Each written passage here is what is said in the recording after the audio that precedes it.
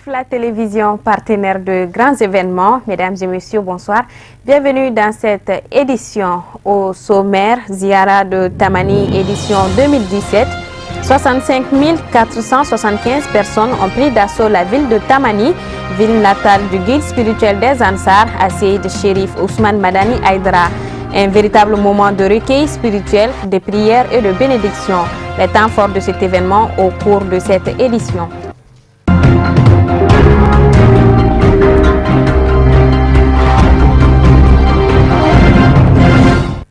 Chaque année, la Fédération Ansardine Internationale organise la Ziara de Tamani à l'endroit des aïeux du guide spirituel des Ansar.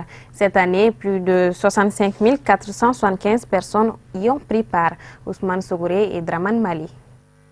Indéniablement, la Ziara de Tamani dans le cercle de Baraouli est devenue l'une des plus importantes manifestations religieuses de notre pays.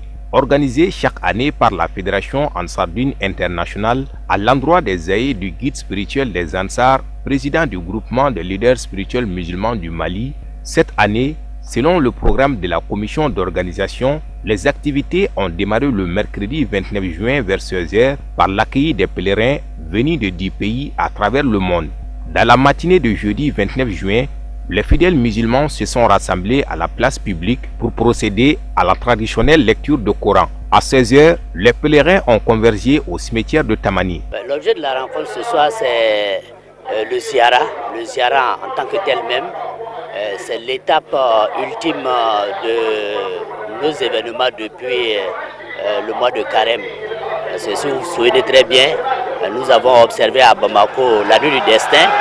Ensuite, la fête du Ramadan, et puis la bénédiction, c'était ce matin.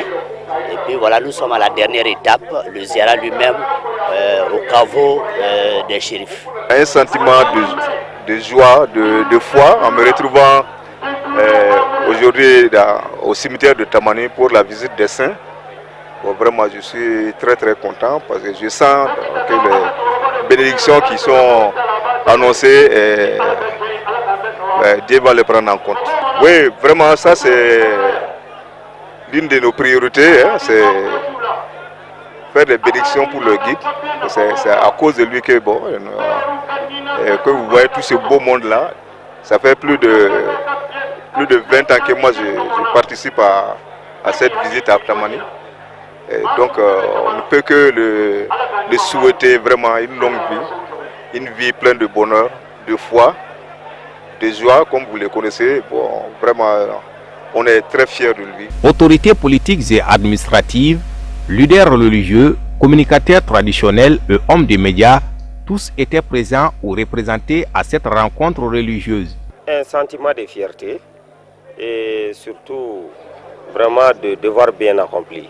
Parce que quand on sait que vraiment du matin à tout de suite, nous voyons que les gens étaient déterminés, les gens étaient vraiment très engagés par rapport vraiment aux prêches, par rapport à la lecture du Coran, par rapport aussi au jura du cimetière. Donc nous avons vu que vraiment là, les gens étaient au rendez-vous. Les gens étaient au rendez-vous comme d'habitude. Nous avons vu aussi cette année qu'il y avait vraiment, l'organisation était parfaite. Et ça vraiment, ça nous a réconforté, ça nous a honorés.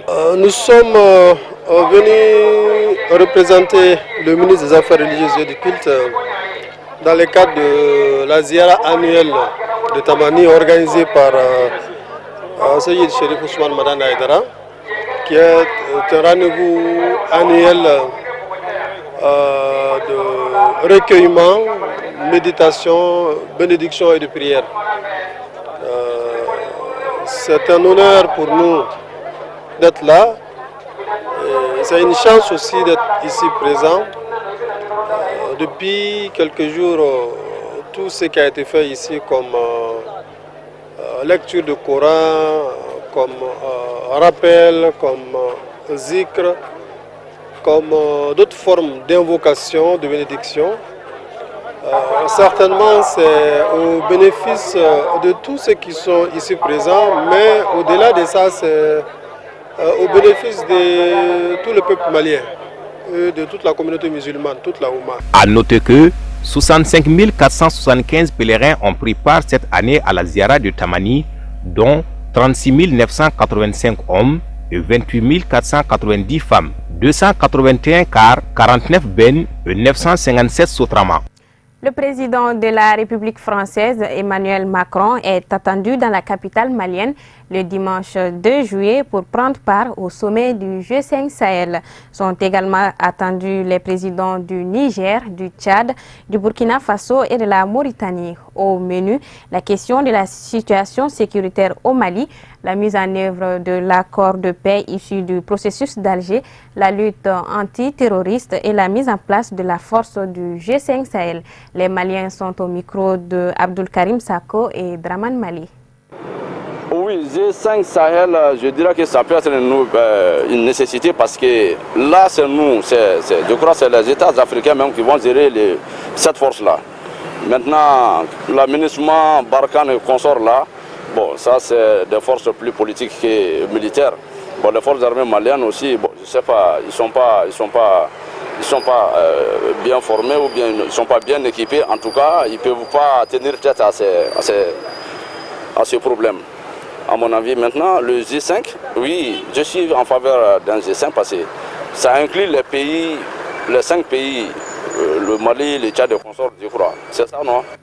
Voilà, donc, mais Barkhane ou MINUSMA, moi je ne comprends même pas ce que la MINUSMA fout ici. Peut-être la fierté malienne, l'armée faisait partie de la fierté malienne. À un moment donné, on ne pouvait pas imaginer cette débâcle de l'armée malienne. Ce n'était pas possible. Mais maintenant, là, c'est un problème. Et les responsables, les soi-disant responsables qui sont là, ils ne peuvent pas résoudre ces problèmes. Ce n'est pas possible. Sauf si le peuple malien même se lève et dit non à toute force étrangère. Ou bien, pourquoi ne même pas chercher à faire la paix avec nos ennemis là. Même les djihadistes inclus. Hein. Avec l'arrivée de cette force, je pense que ça, bon, ça peut donner aussi un avantage. Donc, parce que nous avons en train de lutter contre les terroristes. Je pense que la création de cette nouvelle force va renforcer aussi la sécurité. Moi, je pense. Bon, ça peut changer la situation en... Bon, on peut dire. Mais en principe, c'est quelque chose. Et les Maliens n'ont plus assez confiance à ces choses. Parce que chaque fois, il y a toujours eu ces choses, mais toujours c'est la même chose.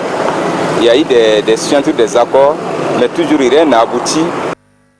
Avant de boucler cette édition, l'essentiel de l'actualité africaine, en bref et en images, une compilation signée Moussa Fomba.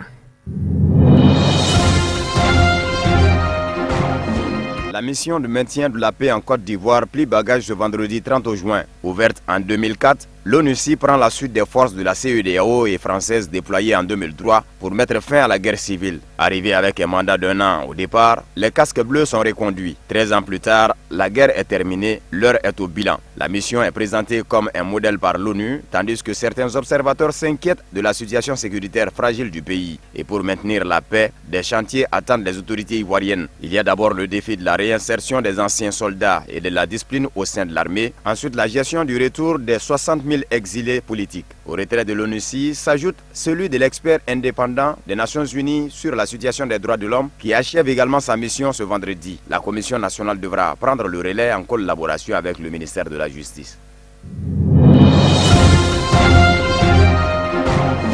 Le chef de l'État béninois, Patrice Talon, effectue depuis mercredi un séjour en France pour des raisons médicales. Lors de son dernier passage à Paris fin mai, il avait subi 2 interventions chirurgicales. Patrice Talon a indiqué aux membres du gouvernement à la fin du Conseil des ministres de mercredi 28 juin qu'il se rendait en France pour faire le point avec ses médecins suite à ses récentes opérations et qu'il serait de retour dans moins d'1 semaine, explique-t-on à la présidence. Un de ses collaborateurs a confirmé que Patrice Talon devrait séjourner en France moins d'1 semaine pour effectuer un contrôle post-opératoire. Il sera de retour au plus tard lundi, assure-t-il. Le président avait subi 2 interventions chirurgicales. D'abord une intervention au niveau de la prostate le 26 mai 2017, laquelle a entraîné une complication digestive qui a requis une deuxième intervention le jeudi 1er juin 2017, avait indiqué un communiqué du gouvernement daté du 19 juin.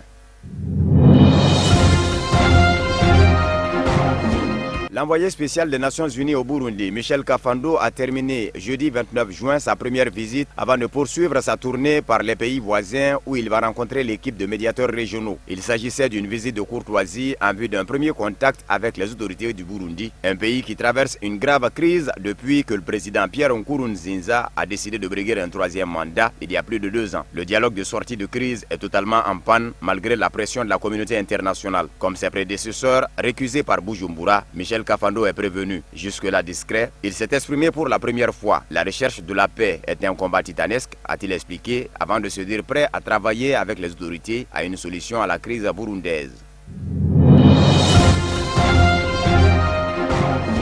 Le président sud-africain Jacob Zuma ne sera pas présent au sommet de l'Union africaine la semaine prochaine à Addis Abeba. La présidence sud-africaine l'a confirmé. Ce sera le ministre des Affaires étrangères Maïté Nkwana Mashaban qui représentera l'Afrique du Sud lors du sommet des chefs d'État les 3 et 4 juillet. Aucune raison officielle n'a été donnée pour cette absence, mais ce sommet de l'Union africaine tombe au même moment qu'une importante réunion du parti au pouvoir, l'ANC, qui s'ouvre ce vendredi 30 juin et qui doit se poursuivre jusqu'à mercredi prochain. Jacob Zuma ne peut se permettre de rater cette conférence politique de l'ANC qui a lieu au même moment que le sommet de l'UA, une conférence cruciale. Dans 6 mois, le parti doit élire son nouveau président et la conférence qui démarre ce vendredi risque de se transformer en bataille rangée entre les différentes factions. Sans aucun doute, Jacob Zuma veut être présent pour pousser la candidature de celle qu'il soutient, Nkosazana Dlamini Zuma. Et Cyril Ramaphosa, son vice-président, éventuel candidat à la tête de l'ANC, n'entend pas s'absenter et remplacer Jacob Zuma à ce sommet de l'UA. Mais leur absence à Addis Abeba risque d'être mal vue, d'autant plus que l'Afrique du Sud s'est battue pour élire Dlamini Zuma à la tête de la commission de l'UA.